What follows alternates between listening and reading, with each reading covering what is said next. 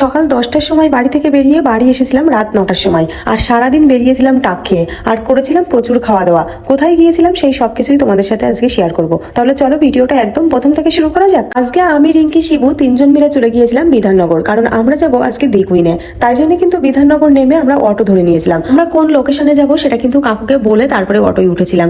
তারপরেও উনি ভুলভাল লোকেশনে আমাদের নামিয়ে পরে যে ব্যবহারটা উনি আমাদের সাথে করলো সেটা কিন্তু মোটেও কাম্য ছিল না। বয়স্ক লোক, তাই জন্য সম্মান করলেও তারা যে সবসময় সম্মানের যোগ্য হবে সেটা কিন্তু না। এই যে এই ভদ্রলোককে দেখছেন, ইনার মুখের ভাষা যে এত খারাপ সেটা হয়তো না শুনলে বিশ্বাসই করতাম না। তারপরে সেইখান থেকে কথা না বাড়িয়ে আমরা কিন্তু চলে গিয়েছিলাম দিকুইনে। সেখানের সব কাজ মিটিয়ে আমরা কিন্তু বাড়ি আসার জন্য বেরিয়েও পড়েছিলাম। আর রাস্তায় এই দুটো আবার ভিডিও করতে দাঁড়িয়েছে। এতটাই খারাপ যে কোনো একটা মায়ের উঠলো না আজ পর্যন্ত। তুই দেখতে খারাপ না, তুই মানুষটা নোংরা একটা।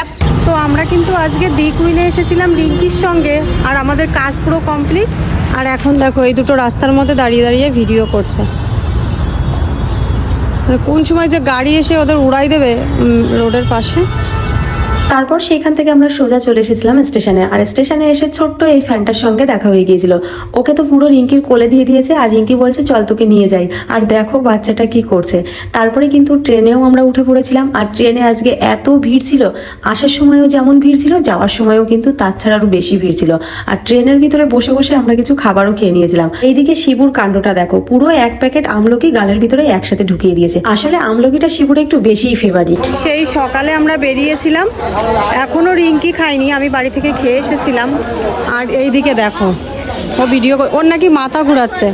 এখন বললাম যে আমরা সকাল 10টায় বেরিয়েছি, আর এইদিকে ও না খেয়ে কিন্তু বেরিয়ে গেছে। আর তারপরে বলছে ও নাকি মাথা ঘুরাচ্ছে। তারপরে আমরা আইসক্রিমও কিনে নিয়েছিলাম। আর এইখানে দেখো দৃশ্যটা কি সুন্দর। আর ও আজকে আমাদের নিয়ে এসেছে হইচইতে, বলছে চল তোদের আজকে সবাইকে খাওয়াবো। এমনি প্রতিনিয়ত ও খাওয়াতেই থাকে, তারপরেও আজকে আবার নিয়ে এসেছে খাওয়াতে। আজকে রিঙ্কিকে পুরো পকেট ফাঁকা করে দেবো। সত্যি এমনি ওর পকেট ফাঁকা। আর আজকে আমাদের নিয়ে এসেছে আমাকে শিবুকে মন ভরে দাবি করার জন্য। আমাদের মনও যেটুকু সেটুকুই খাবো, বেশি খাবো না। আর এইদিকে ওর কাণ্ডটা দেখো, সকাল থেকে যেহেতু খাইনি ভাবছে ও মনে হয় অনেকটা খেতে পারবে, তাই কত খাবার অর্ডার করেছে। তারপরে খাওয়ার সময় তো আর খেতেই পারিনি, পরে প্যাকিং করে আবার বাড়ি নিয়ে এসেছি। আর সেইখান থেকে সোজা এসে আমরা আবার ক্যাফেতে বসেছিলাম, কারণ এইখানে শান্ত আসবে। তারপরে কিন্তু শান্ত এইদিকে চলে এসেছে। আর এইদিকে ও আবার চা অর্ডার করেছিল। ওটা খাবে না জানি, কিন্তু ওই যে শুধু শুধু বসে থাকবে, তাই আবার চাটা অর্ডার করেছে। আর ওর দুই পায়ে দুই রকম মোজা, মানে সকাল থেকে ও এইভাবেই ঘুরে বেড়াচ্ছে, ও একটুও বুঝতে পারিনি। আর আজকে ছিল পূর্ণিমার রাত। তারপরে কিন্তু সেইখান থেকে আমরা বাড়ি আসার উদ্দেশ্যে বেরিয়েছি। ওর আবার রাস্তায় জিলেবি ভাজা দেখে ওর আবার ভাজতে খুব ইচ্ছা করছে। আর ওর মুখটা দেখে কাকুও বুঝতে পেরেছে, তাই কাকু বলছে আসো আমি দেখিয়ে দিচ্ছি। তারপরে কাকুটা দেখিয়ে দিয়েছে, আর ও দেখো কি সুন্দর করে দিয়েছে। মানে এই বাচ্চামি কাজগুলো ও ভীষণ ভালো পারে। আর দেখো জিলেবিগুলো কি সুন্দর করেছে, তাই না? ঠিক আছে, তো ও জিলেবি ভাজছে, আর আমাদের দাঁড় করিয়ে রানাদা আবার গেছে মিষ্টি আনতে। এই মিষ্টিগুলো আবার মার জন্য পাঠিয়েছে। মানে সত্যি কি আর বলবো। আর জিলেবিগুলো দেখে তো শান্ত দাদা সবাই হেসে লুটোপুটি খাচ্ছে।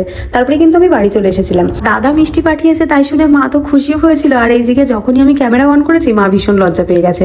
আজকের ভিডিওটা এই পর্যন্তই, দেখা হচ্ছে নেক্সট ব্লগে। টাটা সবাইকে।